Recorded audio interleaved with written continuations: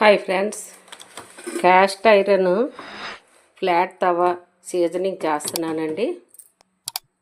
ఇంకోండి, ఇది పిజియన్ కంపెనీది.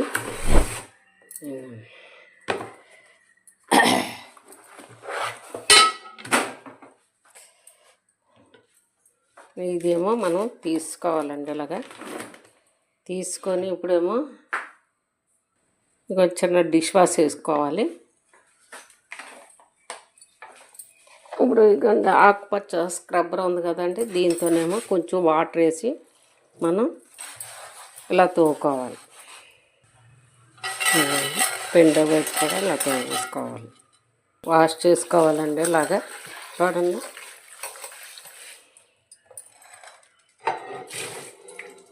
ఇదంటే మనం శుభ్రంగా క్లీన్ చేసుకోవాలి. ఇలాగా ఇప్పుడు స్టవ్ ఆన్ చేసుకొని ఇదిగోండి మనం పెనం వేడి చేసుకోవాలి. ఇప్పుడు పెనం హీట్ ఎక్కింది కదా, కొంచెం ఆయిల్ వేసుకొని ఆయిల్ అప్లై చేసుకోవాలి. దీనికి మనం ఇదంతా అప్లై చేసుకోవాలి. స్టవ్ ఆపేసుకొని ఆయిల్ అప్లై చేసుకోవాలి. ఈ స్క్రబ్బరే ఉపయోగించాలండి, స్టీల్ ఉపయోగించకూడదు, పాడైపోతుంది. జాగ్రత్త. ఇదిగోండి, ఇలా వాటర్ వేసుకొని శుభ్రం క్లీన్ చేసుకోవాలి. ఇది మళ్ళీ బాగా ఆరిన తర్వాత ఆయిల్ వేసుకోవాలి. మళ్ళీ పొయ్యి మీద పెట్టుకున్నానండి, మళ్ళీ చల్లారింది. ఇదిగోండి, కొంచెం ఆయిల్ వేసుకోవాలి. మళ్ళీ ఇలాగ ఆయిల్ అప్లై చేసుకోవాలి. మళ్ళీ డిష్ వాష్ వేసుకోవాలి. కొంచెం వాటర్ పోసుకోవాలి. ఇవన్నీ మళ్ళీ తోముకోవాలి. ఇలాగా బాగా తోమాలి. తోమేసి మళ్ళీ వాష్ చేసేసుకోవడమే. మళ్ళీ ఇలా వాష్ చేసుకోవాలి.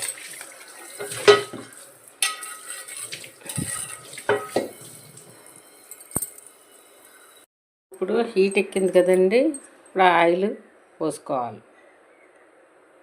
ఆయిల్ పోసుకొని ఇలాగ అప్లై చేసుకొని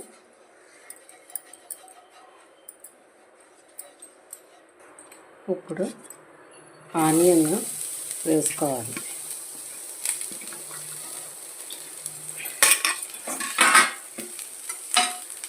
ఇలాగా మనం ఇదంతా స్ప్రెడ్ చేయాలన్నమాట. ఇదిగోండి, అలాగా చూడండి, డ్రై అయిపోయింది శుభ్రంగా. ఇప్పుడు తీసుకోవాలి.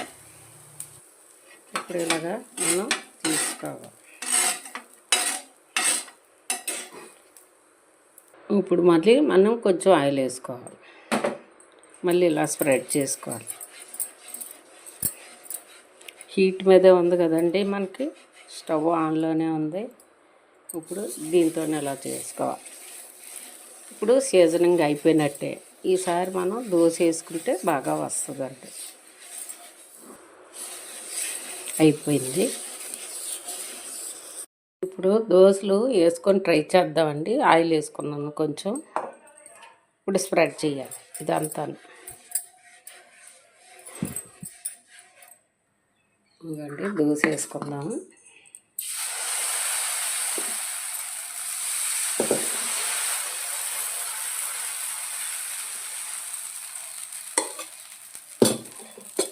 చూడండి, ట్రై చేద్దాం తీయటానికి.